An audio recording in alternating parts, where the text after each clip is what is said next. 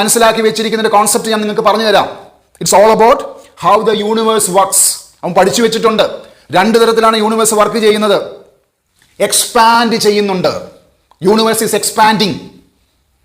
ഒരു വിഷണറിയെ സംബന്ധിച്ച് 2 കോൺസെപ്റ്റ് ആണ്. Universe is expanding, on the other side some parts are shrinking. പ്രപഞ്ചം എന്ന് പറയുന്നത് വളർന്നുകൊണ്ടിരിക്കുന്നു, ചില ഭാഗങ്ങളിൽ അത് ചുരുങ്ങിക്കൊണ്ടിരിക്കുന്നു. ഇത് മനസ്സിലാക്കി വെക്കുന്നവനാണ് യഥാർത്ഥത്തിൽ വലിയ വലിയ മാളുകൾ സെറ്റ് ചെയ്യുന്നത്, കൺസ്ട്രക്ട് ചെയ്യുന്നത്. അവരെ സംബന്ധിച്ച് അവരുടെ ബിസിനസ് സ്ട്രാറ്റജി എന്ന് പറയുന്നത് പലപ്പോഴും ആ മാളിലിരിക്കുന്ന വസ്തുവകൾ വിൽക്കുക എന്നുള്ളതായിരിക്കണമെന്നില്ല. ചിലപ്പോൾ അത് ഫ്രാഞ്ചൈസി ബിസിനസ് ആയിരിക്കാം, അല്ലെങ്കിൽ റിയൽ എസ്റ്റേറ്റ് ബിസിനസ് ആയിരിക്കാം.